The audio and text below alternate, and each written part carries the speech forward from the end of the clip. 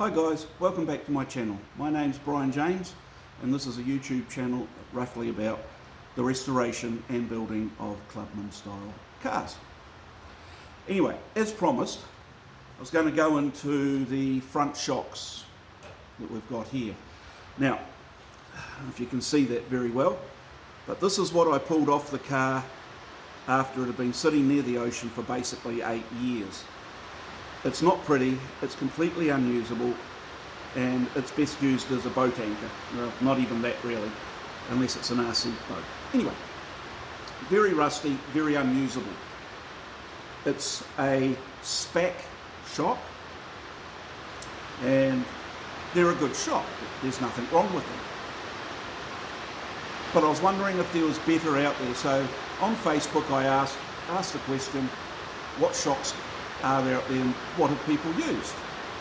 So I got back a number of replies. All were very good and all took into consideration. So the top contenders were SPAC, Arvo and Gaz.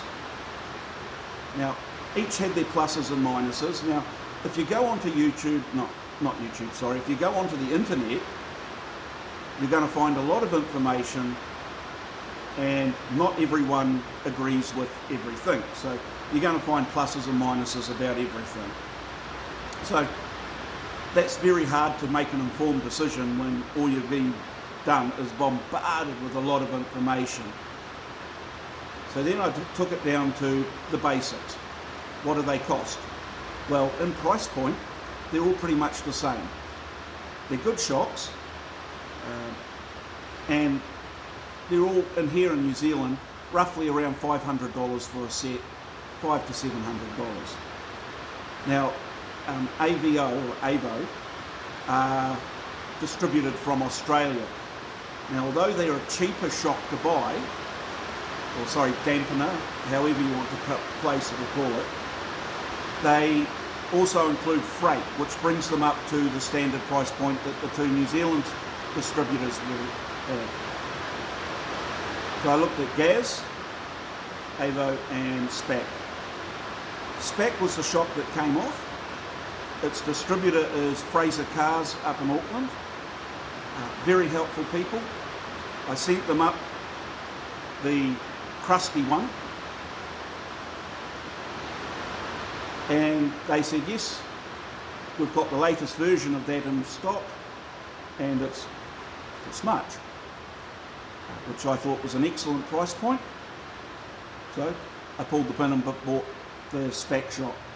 The reason being that, look, there's no price difference between that, Gaz and Avo, but the distributor is here in New Zealand, the distributor is in the North Island, whereas Gaz is in the South Island, and they fit these shocks to Fraser cars and they work very well. So I know that this shock here is specific to be put onto a clubman style car. So it's going to have high cornering loads and low weight. That's pretty much it. That's why I've gone for these SPACs Krypton shocks. And as you can see, they've fitted nicely. They fit onto the car. Let's see if we can show you a better view of it, shall we? Ah, there we go.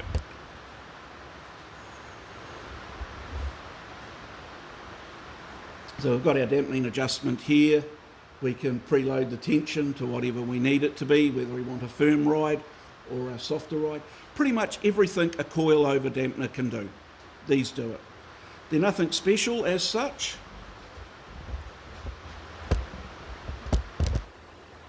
And sure, look, I'd love to be able to afford a set of conies to put on it all round, but I'm not in that position.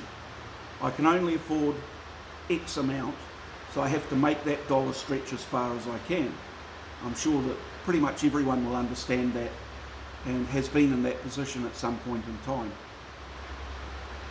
So that's pretty much it for the day. It's not a lot of content. But as I'm doing stuff to the car, I will post it up. This is just to explain the shocks that I've bought and what my thought process was behind it. Hey look, you have a great day, and I shall catch up with you guys later. Bye bye.